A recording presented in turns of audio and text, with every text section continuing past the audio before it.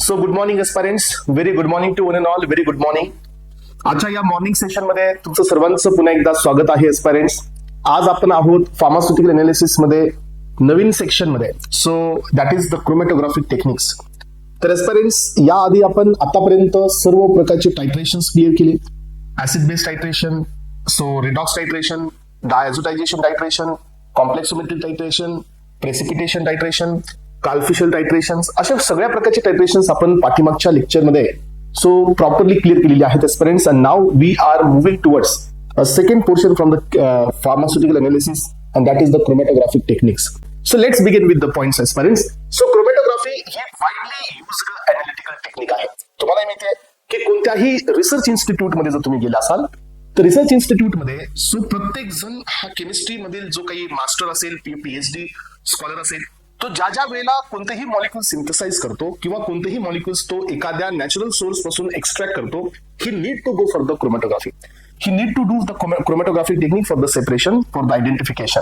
आणि त्यामुळे ही जी टेक्निक आहे ही एक अनालिटिकल टूल आहे जी वाइडली एक्सेप्टेड आहे. Yes, so in the chemistry and the biochemistry for the separation, identification and the purification of the mixture. So फक्त separation नाही तर आयडेंटिफिकेशन. कारण का तुम्हाला माहिती आहे की जसं एखाद्या सबस्टन्सची इनहेरिटंट प्रॉपर्टी म्हणजे त्याची पीके व्हॅल्यू असते, जसं एखाद्या ड्रगची इनहेरिटंट प्रॉपर्टी म्हणजे त्याचं डिग्री ऑफ आयोनायझेशन आणि अनआयोनायझेशन असतं एका कॉन्स्टंट पीएचला, तसंच एस्पिरंट्स एखाद्या केमिकल सबस्टन्सची इनहेरिटंट प्रॉपर्टी असते that is retention factor, that is RF value. So distance travelled by solute and the distance travelled by the solvent. So याची आपण आरएफ व्हॅल्यू काढतो आणि ही प्रत्येक कंपाऊंडची युनिक असते. प्रत्येक कंपाऊंडची affinity so towards the mobile phase आणि टुवर्ड्स द टेस्लरी फेस ही वेगळी असते.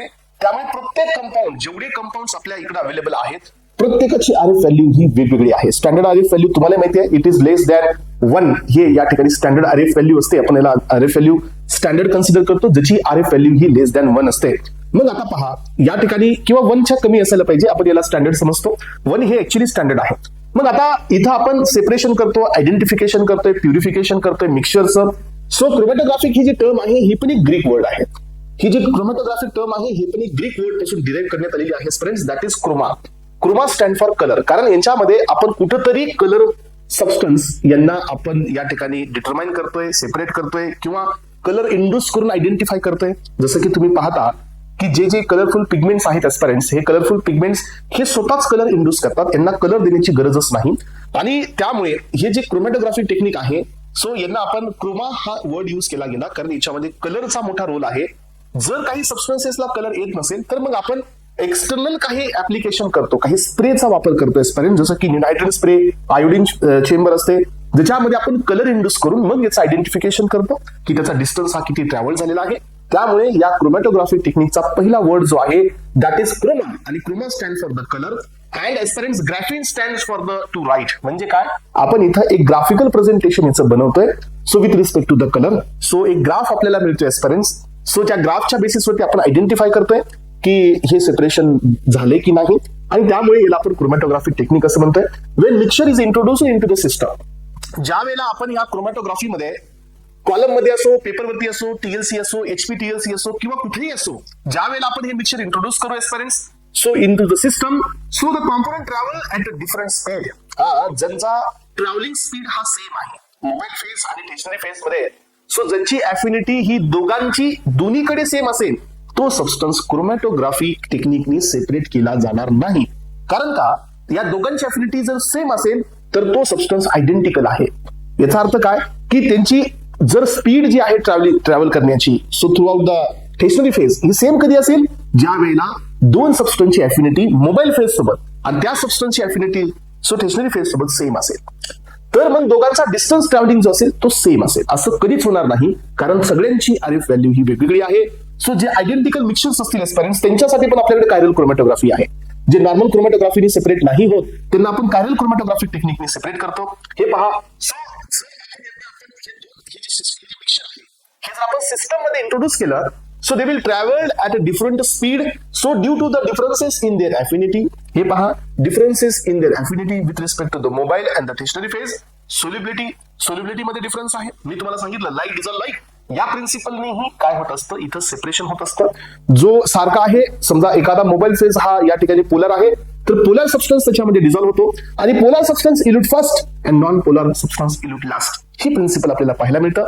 Not only solubility, absorption. लक्षात घ्या, जर पुढे एखादं सॉलिड सरफेस आहे, सॉलिड सरफेसवरती जर एखादा सबस्टन्स या ठिकाणी अटॅच होत आहे, तर that principle is called as absorption. आणि एस्पेरेंट्स मोबाईल फेज तर ऑलवेज लिक्विडच राहणार आहे. We have two possibilities of the mobile phase. एक पॉसिबिलिटी आहे लिक्विडची, सेकंड पॉसिबिलिटी आहे गॅसची. हे दोनच पॉसिबिलिटी आपल्याकडे मोबाईल फेज मध्ये आहेत. एक तर लिक्विड आहे, नाही तर मग गॅस आहे. सो एस्पेरेंट्स, मग आपण जर पुढे लिक्विड हे कॉन्स्टंट आहे, मग टेशनरी फेज मध्ये दोन पॉसिबिलिटी आहे. एक सॉलिड असेल किंवा एक सॉलिड वरती लिक्विडचा कोट असेल. जर सॉलिड असेल एस्पेरेंट तर प्रिन्सिपल ऍब्झॉर्प्शन आहे. जर तिथे लिक्विडचा कोट असेल तर इकडेही लिक्विड तिथेही लिक्विड, तर प्रिन्सिपल हे पार्टिशन आहे.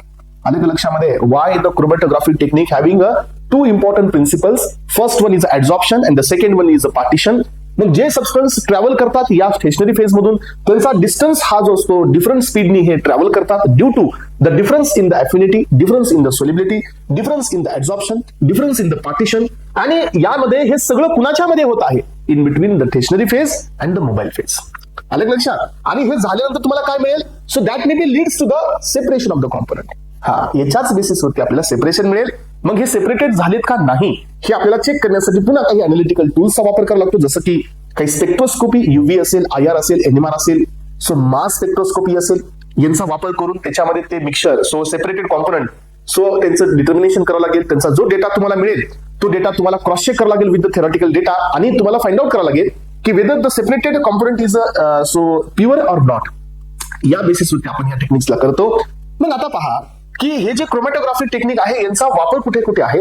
सर्वीकडे आहे स्पेरेंट्स. फार्मास्युटिकल अनालिसिस मध्ये, सो क्लिनिकल डायग्नोस्टिक मध्ये, फूड इंडस्ट्रीमध्ये, इन्व्हायरमेंटल अनालिसिस मध्ये, फॉरेन्सिक सायन्स मध्ये, बायोटेक्नॉलॉजी मध्ये, जिथं जिथं तुम्हाला अनालिसिस करायचंय, जिथं जिथं तुम्हाला आयडेंटिफिकेशन करायचंय, जिथं जिथं तुम्हाला मिक्सचर्सला सेपरेट करायचंय, ह्या सगळीकडे तुम्हाला क्रोमॅटोग्राफिक टेक्निकचा वापर करावा लागतो. एवढी ही एक ब्रॉड टेक्निक आहे स्पेरेंट्स, आणि म्हणून याला इम्पॉर्टन्स जास्त आहेत. सो यानंतरचा नेक्स्ट बीट आता पुढे येतोय आपण, सो पुढच्या पॉइंट मध्ये, आणि तो काय आहे पहा.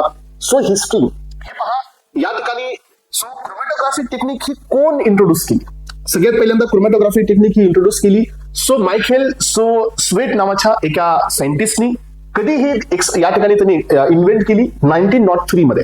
आणि हे जे टेक्निक त्यांनी इन्व्हेंट केली ही कोणत्या एक्सपेरिमेंट सोबत किंवा हे कुणाचं एक्सपेरिमेंट करायला गेले होते ज्यावेळेला ही टेक्निक त्यांनी इंट्रोड्यूस केली? हे पहा, हे एक रशियन बॉटनिस्ट होता. So who has use this technique for the separation of the plant pigments like chlorophyll and the कॅरोटिनॉइड्स. So हे दोन प्लांट पिगमेंट आहेत, हे दोन्ही कलरफुल आहेत एस्पेरेंट्स. सो यांच्या सेपरेशनला या ठिकाणी, यांच्या सेपरेशनसाठी यांनी ही टेक्निक वापरली होती. सो म्हणून हे थोडंसं हिस्ट्रीचा पार्ट पण तुम्हाला मी दिलेला आहे.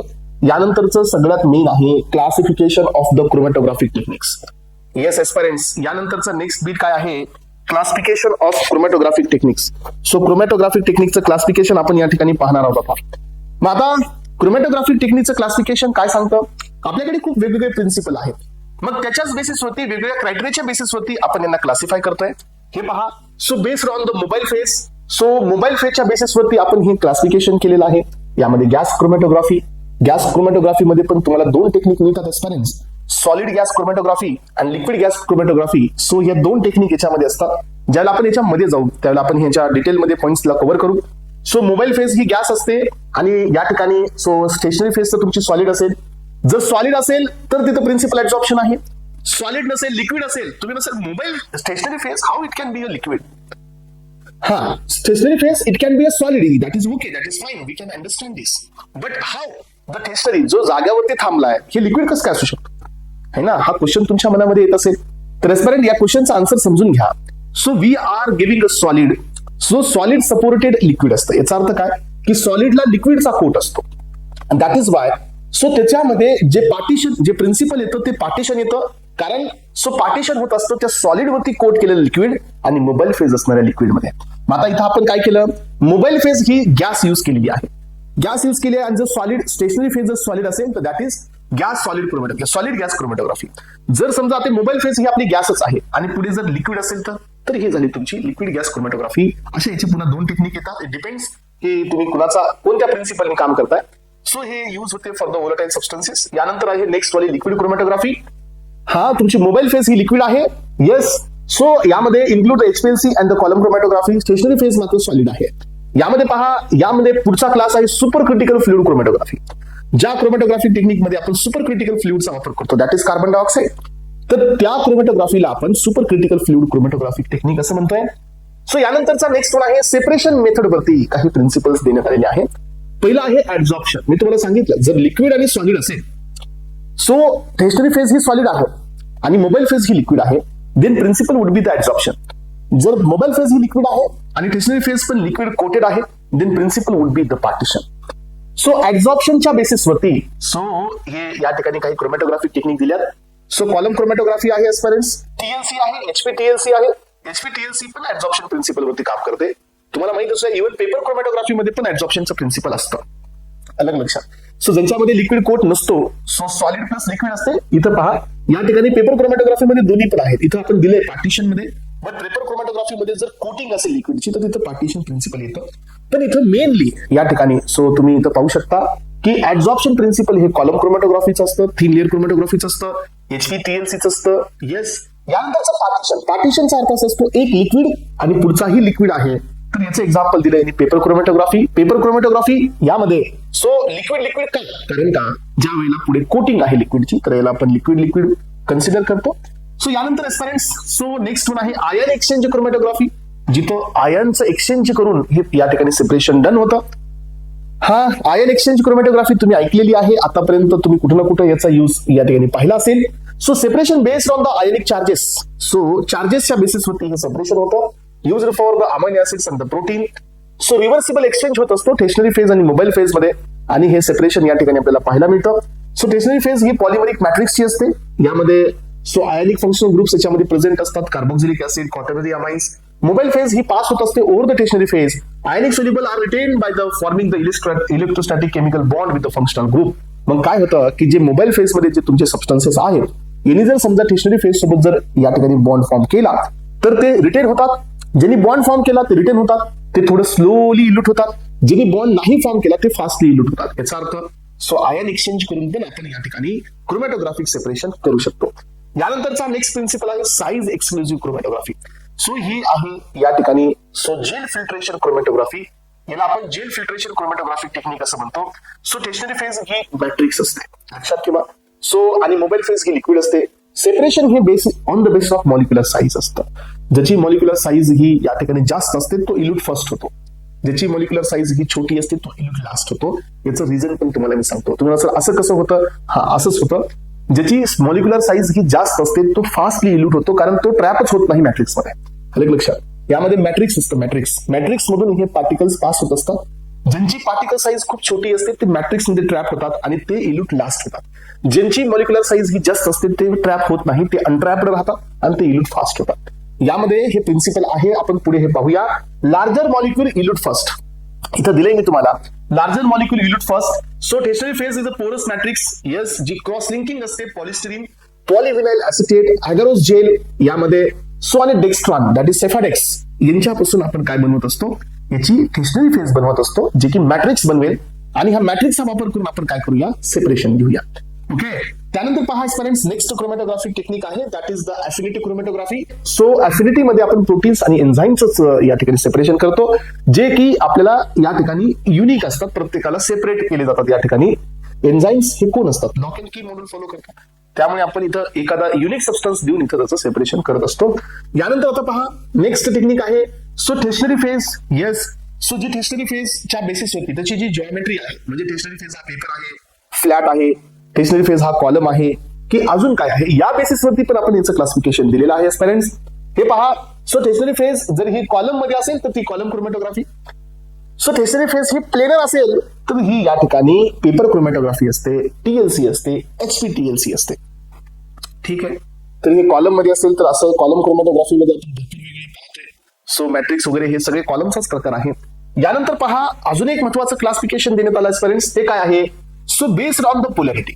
मी तुम्हाला सांगितलं होतं बघा की नॉर्मल क्रोमॅटोग्राफी मध्ये टेशनरी फेज ही पोलर असते आणि मोबाईल फेज ही नॉन पोलर असते. आलं लक्षात.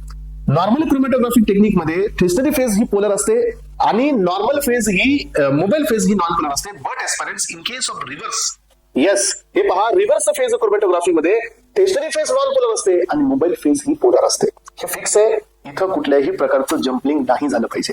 इथं स्टेशनरी फेज कंपल्सरी पोलर आहे आणि मोबाईल फेज ही नॉन पोलर आहे. हे नॉर्मल क्रोमॅटोग्राफी आहे. So reverse chromatography it means की stationary phase is non polar and the mobile phase is polar. तर स्टुडंट्स एवढे सगळे क्रायटेरिया आपण यूज केले फॉर व्हॉट?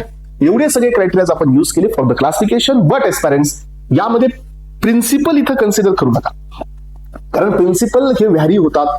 त्याच्यामध्ये काय कोट केले, कोणत्या बेसिसवरती, इथं एकाचंही प्रिन्सिपल तुम्ही घ्यायचं नाही. आतापर्यंत मी तुम्हाला एवढंच फक्त क्लासिफिकेशन याच्यासाठीच दिलेलं आहे की किती प्रकारच्या क्रोमॅटोग्राफी टेक्निक्स आहेत हे समजण्यासाठी हे क्लासिफिकेशन दिले आहे. चला तर एस्पिरंट्स, मग आता क्लासिफिकेशन झालं, इंट्रोडक्शन झालं, मग आता आपण चाललो काही इम्पॉर्टंट डेफिनेशन्स कडे. येस, क्रोमॅटोग्राफी समजून घ्यायची म्हणल्यानंतर त्याचे काही या ठिकाणी रिलेटेड टर्म्स असतील एस्पिरंट्स जे की तुम्हाला क्लिअर पाहिजे. जर मी इल्यूट म्हणत असेल तर तुम्हाला क्लिअर व्हायला पाहिजे. मी इल्युजन म्हणत असेल तर मी तुम्हाला क्लिअर व्हायला पाहिजे. मी रिझॉल्युशन म्हणत असेल तर तुम्हाला क्लिअर व्हायला पाहिजे. मी क्रोमॅटोग्राफ म्हणत असेल तर क्लिअर व्हायला पाहिजे. मी टेलिंग, फ्रंटिंग, पिक ब्रॉडिंग म्हणत असेल तर क्लिअर व्हायला पाहिजे. पिक या ठिकाणी तुमच्या क्रोमॅटोग्राफी टेक्निक मध्ये मी जर या ठिकाणी रिटेन्शन फॅक्टर म्हणत असेल, रिटेन्शन टाइम म्हणत असेल तर ह्याच्यातला डिफरन्स तुम्हाला लक्षात यायला पाहिजे. म्हणून त्यासाठी ह्या काही डेफिनेशन्स आहेत जे इंट्रोडक्टरी म्हणून मी तुम्हाला देत आहे. ह्या डेफिनेशन्स क्लिअर झाल्या ना, क्रोमॅटोग्राफी टेक्निक्स तुम्हाला थोडेसे समजायला लागतील आणि तुम्हाला याचा थोडासा जास्त बेनिफिट पण होईल समजून घेत असताना. तर याच्यातली सगळ्यात पहिली आहे स्टेशनरी फेज. यालाच आपण ऍब्झॉर्बंट असं म्हणतो. सो स्टेशनरी फेज जी कुणाला तरी होल्ड करून ठेवते म्हणून ही ऍब्झॉर्बंट आहे. So the phase that remain fixed during the chromatography, ही हालचाल नाही करत, ही मुव्हेबल नाही आहे, हिला मुवमेंट नाही आहे, ही फिक्स आहे. सो आणि responsible for the separation of the components, आणि याच्यामुळे सेपरेशन होतं कारण हा एकाला होल्ड करतो, मोबाईल फेज दुसऱ्यांना कॅरी करतो. त्यामुळे काय होतं की दोघांचं सेपरेशन होतं. सॉलिड असेल, लिक्विड सपोर्टेड सॉलिड असेल. मी तुम्हाला सांगितलं बघा की स्टेशनरी फेज सॉलिड असते किंवा लिक्विड सपोर्टेड सॉलिड असतं, ज्याच्यामध्ये लिक्विडचा कोट केला जातो आणि इंटरनल साईडला हा तुमचा सॉलिड असतो. यानंतर असते मोबाईल फेज. मोबाईल फेजलाच आपण सेकंड नेम देत असतो कॅरियर. हे कॅरी करते.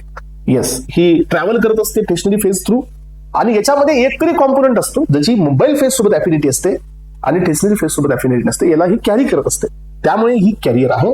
So the phase that moves through the stationary phase carrying the sample of components. So लक्षात ठेवा, मग आपल्याकडे याच्यामध्ये जे आपण मिक्सचर टाकलेलं आहे त्यातील एक तरी मोबाईल फेज सोबत अफिनिटी देणार. मग ज्याची मोबाईल फेज सोबत अफिनिटी आहे ते याला कॅरी करतं. मग हे मोबाईल फेजची दोनच या ठिकाणी पॉसिबिलिटी आहेत. एक तर लिक्विड असू शकते, नाही तर मोबाईल फेज ही गॅस असू शकते. याच्या पलीकडे आपल्याकडे सेकंड टाईपची मोबाईल फेजच नाहीये. सो ऍब्झॉर्प्शन ही प्रिन्सिपल काय आहे? The process by which the molecules adhere to the surface of the stationary phase, that is called as a adsorption. ज्या प्रोसेसमध्ये एखादा मॉलिक्यूल स्टेशनरी फेजच्या सरफेसला ऍब्झॉर्ब करतो. Aspirants, we have 3 important words. So absorption and absorbance हे 3 वेगवेगळे concept आहेत. Absorption म्हणजे retention on the surface. Absorption म्हणजे retention but penetrate into the deep. Absorption म्हणजे काय? रिटेन्शनच आहे हे पण मध्ये जाऊन पेनिट्रेट होऊन, डीप पेनिट्रेट होऊन राहणे म्हणजे ऍब्झॉर्प्शन. आणि आजपर्यंत लास्ट वन आहे ऍब्झॉर्बन्स. ऍब्झॉर्बन्स म्हणजे हे एक लाईट फिनॉमिनॉन आहे, जिथं मॉलिक्युल्स हे एनर्जीच्या फॉर्म मध्ये लाईटला ऍब्झॉर्ब करतात. That is called as absorbance. Yes, then absorbance, absorption आणि ऍडझॉर्प्शन ह्या तिघांमधला डिफरन्स क्लिअर करून घ्या. आणि हा डिफरन्स तुम्हाला मी आता क्लिअर करून दिलेला आहे. So adsorption, it is the process by which the molecule adhere to the surface of the tertiary phase. यानंतर आहे पार्टिशन. पार्टिशन हे प्रिन्सिपल देण्यात आलेलं आहे aspirants for what? So the distribution of the solute in between the 2 immiscible liquids. तुम्हाला माहिती आहे की जर समजा आपल्याकडे या ठिकाणी पार्टिशन कधी होईल? सो ज्यावेळेला आपल्याकडे मोनोफेज असतो त्यामध्ये पार्टिशन नसतं. ज्यावेळेला आपल्याकडे मोनोफेज आहे त्यावेळेला पार्टिशन नाहीये. सो याचा अर्थ काय की पार्टिशन कधी होणार आहे? ज्या वेळेला 2 असे लिक्विड आहेत ज्यांची एकामेकाला काय आहे? रिपल्शन आहे. सो नॉट अफिनिटी, रिपल्शन आहे. So if the water and the oil हे एकामेकाला काय करेल? एका फेज मध्ये हे मिक्सअप होणार नाही. They will make some barrier, they will make some interfacial tension. Yes, so अशा लिक्विड मध्ये फक्त सरफेस टेन्शनच नसतं, तर अशा याच्यामध्ये सो या ठिकाणी आपल्याला काय म्हणता येतं सांगा? अशा याच्यामध्ये याला आपण पार्टिशन असं म्हणतो. मग आता मला सांगा, जो सोल्यूट आपण इथं टाकलाय, आलं लक्षात? आता हे वॉटर आहे आणि हे काय आहे? ऑइल आहे. जो सोल्यूट आपण इथं दोघांच्या मध्ये इन्सर्ट केलाय तो काय करेल? तो सोल्यूट पार्टिशन करेल in between this 2 immiscible liquids. ह्या 2 इमिसिबल लिक्विड मध्ये तो पार्टिशन करेल आणि ज्याची अफिनिटी त्याला आहे, आलं लक्षात? जर तो ऑइल मध्ये सोल्युबल आहे आणि जर तो लिपोफिलिक असेल तर तो पार्टिशन करून कुठे डिझॉल्व्ह होईल? ऑइल मध्ये. That is called the partition coefficient, यालाच आपण लॉग पी म्हणतो. सो या ठिकाणी हे तो फिनॉमिनन वेगळा आहे, पण इथं नाही. सो इथं लक्षात ठेवायचं की दोन इमिसिबल लिक्विड आहेत, हे एक स्टेशनरी फेज आहे, एक मोबाईल फेज आहे, दोन्ही लिक्विड आहे आणि दोघांच्या मध्ये सोल्यूट आहे. मग सोल्यूट काय करेल की याच्यात पण पार्टिशन करेल, याच्यात पण पार्टिशन करेल, दोघांच्या मध्ये पार्टिशन करेल आणि ज्याच्यामध्ये त्याची अफिनिटी जास्त आहे तो त्याच्यासोबत निघून जाईल. If he has affinity towards the stationary phase, then he will hold for some time. And if he has affinity towards the mobile phase, then he will try to elude first. तो तिथून बाहेर येण्याचा प्रयत्न करेल. मग ज्या वेळेला दोन लिक्विड मध्ये सोल्यूट हे या ठिकाणी प्रेझेंट असतं, दॅट इज कॉल्ड पार्टिशन. आणि ज्या वेळेला एका लिक्विड मध्ये एका सॉलिडच्या मध्ये सोल्यूट प्रेझेंट आहे, that is called adsorption. Yes or no? समजते का सगळ्यांना? तर एस्पायरंट्स, सो यानंतरची पुढची या ठिकाणी फेज असते, that is bonded phase. The stationary phase that is covalently bonded with the supported particle. तर तुम्हाला माहिती आहे की काही ठिकाणी आपण मधून सपोर्ट वापरतो, ज्याच्यामुळे काय होतं की स्टेशनरी फेज ही एकदम फिक्स केली जाते.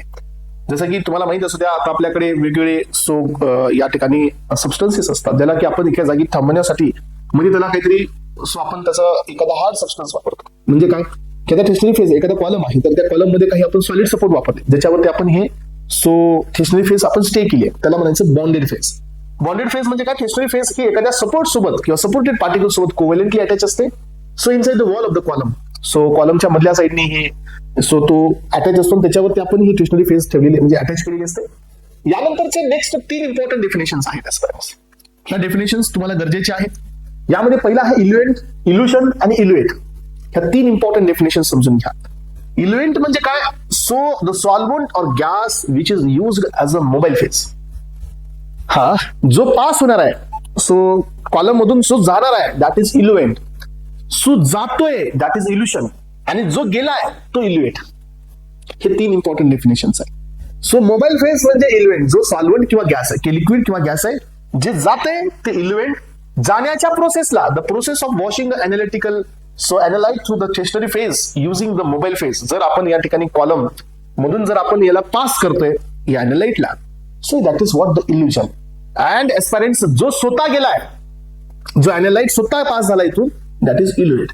The portion of the mobile phase containing the separated analyte as it exist in the chromatographic system. म्हणजे जो तिथून खरा स्वतः गेलाय, जो एनालाइट पास झालाय, that is eluate. 3 important definition, eluent, elution and eluate. Clear झाल्या? हा, तर हे इंट्रोडक्शन आहे. यानंतर एनालाइट म्हणजे काय? जे मिक्सचर ज्याच्यामध्ये इंडिव्हिज्युअल कॉम्पोनंट्स आहेत, ज्यांचं आपल्याला काय करायचंय? डिटर्मिनेशन करायचंय. The mixture whose individual components have to be separated और एनालाइज. याला आपण एनालाइट म्हणतो. जसं मिक्सचर आपल्याला टाकायचंय, त्यानंतर त्याला आपण सेपरेट करून घ्यायचंय आणि त्याचं डिटर्मिनेशन करायचंय, ते झालं एनालाइट. यानंतरचा नेक्स्ट आहे isoelectric point. So aspirants, isoelectric pH असतो बघा, तुम्ही ऐकलं असेल कधी, आपल्या प्रोटीन्स मध्ये हे पीएच आपण ऐकत असतो. आयसो इलेक्ट्रिक पीएच म्हणजे असा पीएच असतो ज्या पीएचला प्रोटीन्स वरती दोन्हीही चार्जेस असतात. They will bear a positive charge, they will bear a negative charge and the net charge is become 0. Yes, that is what the isoelectric pH. ऐकले तुम्ही हे कधी? हा, तर इथं आयसो इलेक्ट्रिक पॉइंट म्हणजे काय? So the pH point at which the molecule no longer have net charge. Yes, that is the isoelectric point. असा पीएच ज्या पीएचला मॉलिक्यूल वरती ना पॉझिटिव्ह चार्ज आहे ना मॉलिक्यूल वरती निगेटिव्ह चार्ज आहे. तुम्ही सर आधी तर तुम्ही आयसो इलेक्ट्रिक पीएच ची डेफिनेशन वेगळी सांगितली. मी काय सांगितलं बेटा की पॉझिटिव्ह चार्ज ही असतो, निगेटिव्ह चार्ज ही असतो, पण ह्या दोघांचा नेट चार्ज हा 0 असतो. ज्याला आपण झिटेरियन आयन्स म्हणतो, नो डाऊट. Yes, definitely. मग आता इथपर्यंत आपण आलोय. यानंतर रिटेन्शन टाइम आहे. येस, रिटेन्शन टाइम आणि रिटेन्शन फॅक्टर ह्या दोघांमध्ये फरक आहे बेटा. रिटेन्शन टाइम यालाच आपण रिटेन्शन फॅक्टर नाही म्हणू शकत. Yes, so please make it very clear. ह्या दोघांमधला डिफरन्स क्लिअर करून घ्या. Retention time means what? The time taken by components to travel from the point of the injection to the detector. म्हणजे काय की जसं आपण कॉलम मधून वरून मिक्सर ऍड केलं, तिथं ऍड केलेल्या टाइम पासून ते डिटेक्टर पर्यंत येण्याचा जो टाइम आहे, दॅट इज रिटेन्शन टाइम. याचा अर्थ तेवढा वेळ तो तुमचा एनालाइट हा कॉलम मध्ये रिटेन झाला. From the addition point to the detection point, that is retention time. And retention factor means what? So aspirants, ratio. हा, this is a ratio. This is the ratio, the distance traveled by the solute to the distance traveled by the solvent front. Okay aspirants, तुम्हाला माहित असू द्या, यामध्ये तुम्हाला एक point विसरायचा नसतो. हे पहा, मी तुम्हाला दाखवतो या ठिकाणी. सो क्लिअरिटी देतो तुम्हाला. ज्या वेळेला आपण आपल्या या ठिकाणी सो या थिन लेअरवरती आपण सो एक बेसलाईन मारतो, तुम्ही ही प्रॅक्टिकल केलेली आहेत. पण सगळ्यात मोठी चुकी तुमची काय झाली तेही तुम्हाला सांगतो. सो इथं आपण सॉल्व्हंट, इथं आपण एनालाइट टाकला, इथं आपला स्टँडर्ड टाकला, याला आपण एका बिगर मध्ये ठेवलं आणि इथं आपण ऍड केला मोबाईल फेज. मग हा मोबाईल फेज इथून ट्रॅव्हल होतो. मग आता ट्रॅव्हलिंग होते मोबाईल फेजची या प्रकारे. येस, बरोबर आहे की नाही? तर मला सांगा, is this correct? Yes, is this technique correct? मग मला सांगा इथं प्रॉब्लेम कोणता झाला? Yes, what is this problem? असं का झालं असेल सांगा. येस, हे असं का होत असतं? मग तुम्ही इथं डिस्टन्स ट्रॅव्हल बाय हे सॉल्व्हंट आहे, हे सॉल्व्हंट आहे आणि इथंच कुठतरी तुमचा सोल्यूट आला. तर हे पहा, मग आपले डेफिनेशन काय आले? डिस्टन्स ट्रॅव्हल बाय सोल्यूट, हे डिस्टन्स इथूनचा, आणि डिस्टन्स ट्रॅव्हल बाय सोल्यूट हे डिस्टन्स, हे काढा, you will get the retention factor. But aspirants, is this accurate? No, this is called as a solvent fronting. याला नाव द्यायचं सॉल्व्हंट फ्रंटिंग. हे प्रॉब्लेम कोणता आहे? सॉल्व्हंट फ्रंटिंग झालेली आहे. याचा अर्थ सॉल्व्हंट हे एका बरोबर पुढे गेलं नाही, हे फ्रंटिंग झालेली आहे. का झालं मग सांगा? याचं कारण काय? याचं कारण आहे एस्पिरंट्स की तुम्ही ज्याच्यामध्ये हे डेव्हलपमेंट केली, ज्याच्यामध्ये तुम्ही हा रन केला, सो तो चेंबर हा या ठिकाणी प्री सॅच्युरेटेड नाही. तुम्हाला काय करावं लागतं मग माहितीये? तुम्हाला ही क्रोमॅटोग्राफिकची जी प्लेट आहे ही त्या चेंबर मध्ये रन करावी लागते ज्याच्यामध्ये सगळीकडे वेपर फेज हे वेपर प्रेशर हे सॅच्युरेटेड. समजलं? आणि त्यावेळेला ही सॉलिड फ्रंट मग मिळत नाही. तुम्ही जर अशा चेंबर मध्ये ही प्लेट ठेवली ज्याच्यामध्ये सगळीकडे वेपर प्रेशर हे कॉन्स्टंट आहे, तर मग मात्र तुम्ही इथं टीएलसी केल्यानंतर तुमचा जो सॉल्व्हंट फ्रंट असतो एस्पिरंट्स, तो जवळजवळ सारखा मिळतो. म्हणजे हे जे पुढची बाजू पुढे आली ना, ही कशामुळे आली माहितीये का? So difference in the vapour pressure. So environmental vapour प्रेशरचा डिफरन्स असल्यामुळे ही बाजू पुढे आली, याचं जास्त मायग्रेशन झालं, याचं स्लो मायग्रेशन झालं, त्यामुळे you will get the solvent front. हे पण याच्यामध्ये खूप गरजेचं असतं. मग आता आपण रिटेन्शन फॅक्टर काढतोय. रिटेन्शन फॅक्टर कसा काढायचा आहे? की किती डिस्टन्स सॉल्व्हंटने ट्रॅव्हल केला, किती डिस्टन्स तुमच्या एनालाइटने ट्रॅव्हल केला, त्याचा रेशो काढायचा आहे. मग हा रेशो कसा काढला जातो पहा. या रेशोला काढण्यासाठी we have one formula, distance travelled by solute upon distance travelled by solvent front, and this is called as a RF value. Standard RF value ही 1 किंवा 1 पेक्षा कमी असते. आलं लक्षात? येस. याचा अर्थ काय? की स्टँडर्ड कोण? सो जेवढा सोल्यूट हा सॉल्व्हंटच्या जवळ आहे. हे बघा, आता तुम्हाला लक्षात आलं पाहिजे की असं इथं हे लेस दॅन 1 का आहे? Why it is not more than 1? कारण का? सो मला सांगा, हे तुमचं सॉल्व्हंट आलंय, मग सोल्यूट इथं जाणार का वरती? असं कधीच होणार नाही. त्याच्यामुळे ज्या वेळेला सोल्यूट आणि सॉल्व्हंटचं एकच ट्रॅव्हलिंग मिळेल त्यावेळेला व्हॅल्यू 1 मिळेल, कारण दोघांचा डिस्टन्स सेम आहे. हा, तर सोल्यूटचा डिस्टन्सची पॉसिबिलिटी 2च आहे. एक पॉसिबिलिटी आहे की सोल्यूट एक तर सॉल्व्हंटच्या बरोबर असेल, नाही तर सॉल्व्हंट पेक्षा कमी असेल. But solute never be a more distance travelled than the solvent. Solute कधी इथं जाणार आहे, सॉल्व्हंट कधी इथं राहणार आहे का? नाही. म्हणून RF व्हॅल्यू लेस दॅन 1 आहे. ज्या वेळेला तुम्ही एखाद्या इंटरव्ह्यू मध्ये बसाल ना, त्यावेळेला हे क्वेश्चन तुम्हाला येतो की why the RF value is not more than 1. त्यावेळेला तुम्हाला सांगायचं सर, 1 म्हणजे 1 नाही, इट इज अ रेशो. हा रेशो आहे, 1 म्हणजे रेशो आहे. याचा अर्थ काय? की जेवढं सॉल्व्हंटने ट्रॅव्हल केलं तिथं तुमचं सोल्यूट तेवढं ट्रॅव्हल करू शकतं, ही एक पॉसिबिलिटी आहे. पण ज्या वेळेला सॉल्व्हंटने जेवढं ट्रॅव्हल केलं तेवढंच तुमच्या सोल्यूटने ट्रॅव्हल केलं, दॅट इज व्हॉट? हे सॉल्व्हंट आणि सोल्यूटची ट्रॅव्हलिंग ही स्टँडर्ड आहे, म्हणून standard value 1. But next possibility काय आहे? की सॉल्व्हंट इथं, सोल्यूट इथं, सॉल्व्हंट इथं, सोल्यूट इथं, म्हणजे काय? सोल्यूटची ट्रॅव्हलिंग सॉल्व्हंटच्या ट्रॅव्हलिंग पेक्षा कमीच असणार आहे. जेवढी व्हॅल्यू ही एकापेक्षा कमी असेल तेवढं त्याची स्टँडर्डनेस कमी आहे. जेवढी व्हॅल्यू टुवर्ड्स 1 असेल तेवढी त्याची स्टँडर्डनेस जास्त आहे. पण एस्पिरंट्स, कधीच तुमचा सोल्यूट हा सॉल्व्हंट पेक्षा पुढे जाऊ शकणार नाही, म्हणून याची व्हॅल्यू कधीच मोर दॅन 1 नसते. It is always less than 1 और equals to 1. If the retention factor of your drug is equals to 1, then the retention factor will be the standard. आलं लक्षात? म्हणून या ठिकाणी हे क्वेश्चन ट्रिकी असतो. हा क्वेश्चन इंटरव्ह्यू मध्ये सारख्या ठिकाणी विचारला जातो. Why the retention factor value is always equals to 1 और द लेस दॅन 1. याचं कारण सांगायचं, हे रेशिओ आहे. ओके. सो एस्पिरंट, रिझोल्यूशन म्हणजे काय? It measure the separation of the 2 adjacent peak. जे 2 ऍडजसंट पीक आहेत हे किती एकमेकाला मर्ज झालेत म्हणजे रिझोल्यूशन कमी आहे. हे किती एकमेकांपासून सेपरेटेड आहेत, दॅट इज व्हॉट रिझोल्यूशन. हे चांगलं आहे. 2 ऍडजसंट पीक मधला गॅप किती असतो, that is called as a resolution. Greater the resolution greater the separation. हे पहा, ज्याचं सेपरेशन जास्त होईल याचं आताचं रिझोल्यूशन चांगलं आहे. सेलेक्टिव्हिटी म्हणजे the ability of the chromatographic system distinguish between the solute so दोन सोल्यूट मध्ये वेगळा फरक करणारी असते सिलेक्टिव्हिटी. कुणाला सिलेक्टिव्ह आहे तो त्याला होल्ड करेल. सो मोबाईल फेज आणि टेशनल फेज त्याच्यावर आपल्याला काय मिळेल? सेपरेशन.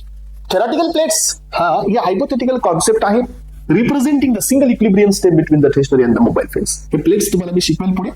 सो एक हायपोथेटिकल या ठिकाणी हे काही ऍक्च्युअल प्लेट असतात का? नाही. So it is an hypothetical concept की आपण सांगतो की एक थेरॉटिकल प्लेट इक्विव्हॅलंट असते. सो टू द सेपरेशन जेवढी थिकनेस या ठिकाणी तुमची जास्त असेल तेवढं सेपरेशन इफिशियन्सी कमी असते. Chromatogram it is a graphical representation जिथं आपण so detector response versus time or व्हॉल्यूमला शो करतो. म्हणजे ग्राफ येतो आपल्याला that is chromatogram. Band broadening, peak broadening, so the spreading of the solute zone as they move through the solvent. तुम्हाला मी मागे सांगितलं की जर तुमचा कॉलम मध्ये हे पहा. सो या ठिकाणी अशा प्रकारचे 3 कॉन्सेप्ट तुम्हाला पाहिजे. कॉलम मध्ये तुम्हाला मी 3 प्रकार दाखवतो. एक आहे हा दुसरा, हे तिसरा आणि या ठिकाणी चौथा. 4 दाखवतो एस्पिरन्स. सो यामध्ये तुम्ही समजून घेण्याचा प्रयत्न करा की कधी काय होतं. जर माझ्याकडे या ठिकाणी माझं जे सोल्यूट आहे हे असं बँड मध्ये येत आहे. सो फक्त बँड आहे, हे ए बँड, हे ए सोल्यूट, हे बी सोल्यूट, तर मला पिक कसे मिळतील? सो माझ्या डिटेक्टर मध्ये पोहोचला आणि लगेच संपला. कळलं का? दिस इज व्हॉट द अॅक्युरेट पिक असं येत असतो. पण आता तुम्ही मला सांगा इथं जर समजा असं झालं या ठिकाणी. सो माझं सोल्यूट इथं आहे पण हे माझा खरा बँड आहे पण एस्पिरन्स थोडंसं सॉल्व्हंट असं माझं पुढे आहे. तर काय होतं माहितीये का? सो मला या ठिकाणी आधी एक थोडासा फ्रंट लाईन मिळतो. This is fronting. जर समजा माझा बँड हा इथं आहे पण थोडंसं सॉल्व्हंट, थोडंसं सोल्यूट अजून जरा मागे राहिलेलं आहे तर यामुळे मला मिळतं so telling. So I will get the telling. आणि जर समजा माझ्याकडे असं हे प्युअर नाही, थोडंसं अंधक आहे पण असं मोठा बँड आहे. येस, असा थोडासा मोठा बँड आहे. येस, असा मोठा बँड आहे तर मला एस्पिरन्स कोणता पीक मिळतो? This is what the peak broadness. अलग लक्षात. तर याच्यामध्ये सगळ्यात इफिशियंट कोण असतं? हे सगळ्यात इफिशियंट असतं that is symmetric peak.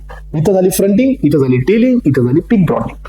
Peak broadening का? कारण इथून सुरू झालं डिटेक्शनसाठी, इथपर्यंत डिटेक्शन चाललं म्हणून हा पीक काय आला असा ब्रॉड. कारण जोपर्यंत हे डिटेक्टर मध्ये येणार आहे तोपर्यंत तुम्हाला इकडे पीक येणारच आहे. तर एस्पिरन्स पीक ब्रॉडनिंग, टेलिंग आणि फ्रंटिंग हे 3 इम्पॉर्टंट प्रॉब्लेम्स असतात. मग याचे इश्यूज फाइंड आउट करायचे. मग हे इश्यूज आपल्याला या ठिकाणी रिझॉल्व्ह करावं लागतात. हे सांगतो तुम्हाला पुढे. चला आता बँड ब्रॉडनिंग म्हणजे काय? So the spreading of the solute zone. बघा सोल्यूट जर असं स्प्रेड झाला ना तर या ठिकाणी पीक ब्रॉड होत असतो. सो कॉलम मधून डेव्हलपमेंट ही प्रोसेस आहे जिथं आपण टीएलसी ठेवतो. डेव्हलपमेंट इथं जी आहे ना क्रोमॅटोग्राफी मध्ये डेव्हलपमेंटचा प्रकार म्हणजे डेव्हलपमेंट मध्ये ती डेव्हलपमेंट नाहीये. इथं डेव्हलपमेंटचा अर्थ असा असतो की तुम्ही तुमची टीएलसी ठेवली आणि आता सॉल्व्हंट त्याच्यावरती ट्रॅव्हल करतोय. दिस प्रोसेस इज कॉल्ड डेव्हलपमेंट. इथं डेव्हलपमेंटचा वेगळा प्रकार आहे आणि याला डेव्हलपिंग चेंबर म्हणतो आपण. ते चेंबर मध्ये जे ठेवतो ते process allowing the solvent to move through the thickness phase that is called development. जिथं आपण काय करतोय की मोबाईल फेजला अलाउ करतो की हा ठीक आहे आता तू पास हो. That is what the development. Isocratic आणि आयसोग्रॅडियंट लक्षात घ्या. मी तुम्हाला सांगितलं होतं की एचपीएलसी करत असताना जर तुमचं सिंगल रन मध्ये एक रन हा 10 मिनिटाचा असतो. एका रन मध्ये जर तुम्ही 10 मिनिटामध्ये जर कॉम्पोजिशन मध्ये बदल नाही केले असं करता येतं का? हा एचपीएलसी मध्ये करता येतं. एचपीएलसी मध्ये ही पॉसिबिलिटी असते. हे पहा मी तुम्हाला दाखवतो. सो एचपीएलसी मध्ये मी आता सॅम्पलिंग लावतोय आणि हे सॅम्पल माझ्याकडे असे 100 सॅम्पल्स आहेत. समजून घ्या माझ्याकडे 100 सॅम्पल्स आहेत. याच्यातलं मी एक सॅम्पल सांगतोय तर एक सॅम्पलचा रन माझा 10 मिनिटाचा आहे. सो 10 मिनिट्स आहे. त्यातल्या 1 मिनिटाचा फ्लो माझा पर एमएल आहे. फ्लो रेट माझा किती आहे? सो पर मिनिट पर एमएल आहे. येस, पर मिनिट एका मिनिटाला पर एमएल हा माझा फ्लो रेट आहे. येस, हा माझा काय आहे? फ्लो रेट आहे. तर मी काय केलं पहा माझ्या एचपीएलसी मध्ये ना माझ्याकडे 4 आहेत. ए, बी, सी आणि डी सॉल्व्हंट. एवढे सॉल्व्हंट असतात एचपीएलसी मध्ये. मग आता मी काय केलं माहितीये का? माझ्याकडे हा एक रन चाललाय बरं का, फक्त एक. असे माझ्याकडे किती आहेत? 100. त्यातल्या एक रन बद्दल बोलतोय मी, सिंगल रन बद्दल. सो या ठिकाणी हा 1 मिनिट आहे, 2 मिनिट आहे, 3 मिनिट आहे, 4, 5, 6, 7, 8, 9 आणि 10 मिनिट्स आहेत. सो असे माझ्याकडे किती सॅम्पल आहेत? 1, 2, 3 असे 100 आहेत. तर एका मिनिटामध्ये ए बी सी डी समजा ए माझ्याकडे 25%, बी माझ्याकडे 25%, सी माझ्याकडे 25% आणि डी माझ्याकडे 25% असं मी कमांड दिली आहे. मी एचपीएलसी मध्ये कमांड दिली आहे की एका या सॅम्पल्स रन होत असताना पहिल्या मिनिटाला काय करा की याच्यातून 25% घ्या, याच्यातून 25, याच्यातून 25, याच्यातून 25 म्हणजे 0.25 ml, 0.25 ml, 0.25 ml, 0.25 ml घ्या, त्याचा 1 ml बनवा आणि ते पास करा. हे मी कमांड देत असतो एचपीएलसी करत असताना. तुमच्यापैकी कोणी केली असेल तर लक्षात येईल. आणि हे सॅम्पल मध्ये आपण या ठिकाणी हे आपले मोबाईल फेज असतात 4 प्रकारच्या. मग ह्या 4 प्रकारच्या मोबाईल फेजचं कॉम्पोजिशन एका मिनिटाला किती आहे? 25, 25, 25, 25. जर हे असंच तुमचं 10 पर्यंत सेम राहिलं तर दॅट इज आयसोक्रॅटिक. कुठल्याच मिनिटाला तुम्ही नाही बदलला. पण एस्पायरंट्स तुम्ही एका मिनिटाला 25, 25, 25, दुसऱ्या मिनिटाला 25, 25, 25, पण तिसऱ्या मिनिटाला 25, यस 30, देन तुमचं या ठिकाणी आलं 25, देन या ठिकाणी 25, देन 20. काय केलं तुम्ही? तिसऱ्या मिनिटाला तुम्ही पोलॅरिटी बदलली. एला कमी केलं, बी हा पोलर सॉल्व्हंट आहे वाढवला, सी हा तेवढाच ठेवला, डी हा कमी केला. What is this? You have been changed in the polarity. याला नाव द्यायचं असतं ग्रॅडियंट. आणि जर तुम्ही polarity constant, I am not talking about in between the 2 sample, no, I am talking about a single sample. So एका सॅम्पलच्या run बद्दल बोलतोय मी. I am not talking about the other samples. I have total 100 samples. So I'm talking about just one sample which have a 10 minutes as a runtime. आणि त्याचा flow rate आहे 1 ml per minute. मग त्या एका मिनिटाच्या flow मधलं composition होतंय. आणि एका मिनिटाच्या फ्लो मधलं कॉम्पोजिशन जर मी बदलत असेल तर ते आहे ग्रॅडियंट. इथं वेगळं, दुसऱ्या मिनिटाला वेगळं, तिसऱ्या मिनिटाला वेगळं. जर पहिल्या मिनिटापासून ते शेवटच्या मिनिटापर्यंत सेम कॉम्पोजिशन असेल दॅट इज ग्रॅटिक. ग्रॅटिक बदललं ते ग्रॅडियंट. ठीक आहे का? येस और नो? येस और नो? समजतंय? If isocratic is the procedure of the composition of the mobile phase remain constant throughout the illusion process. एक illusion मध्ये सो हे कॉन्स्टंट ठेवलंय. ग्रॅडियंटचं मिनिंग असतं composition of the mobile phase changes continuously or the stepwise during the elution process. हे आहे तुमचं gradient. Date time काय असतो सांगायचं पर्यंत? Dead time a time taken by the unretained component to pass through the one. So याचा अर्थ काय? So the time taken by unretain components म्हणजे काय? जे थांबलाच नाही. सो टाकला आणि तो लगेच खाली आला, तो रिटेनच झाला नाही. So that is what the date time. Transparency. In this way, we have been discussed many things regarding to the chromatographic techniques. आणि मला असं वाटतं आता की ह्या chromatographic techniquesला तुम्ही थोडंसं आता सुटेबल झालेले आहात त्या सगळ्या डेफिनेशन्सनी, ह्या इंट्रोडक्शननी, ह्या क्लासिफिकेशननी. आणि आता क्रोमॅटोग्राफिक टेक्निक्स तुम्हाला समजण्यासाठी इझी जाईल. ओके, फर्दर लेक्चरमध्ये आपण ह्या क्रोमॅटोग्राफिक टेक्निक्सची सुरुवात करतोय. पुढच्या लेक्चरमध्ये आपण पुढच्या 2-3 क्रोमॅटोग्राफीला क्लिअर करणार आहोत. ओके, सो आय होप की तुम्हाला ह्या लेक्चरमधून सगळी गोष्टी क्लिअर आहेत. So thank you so much. Have a nice day.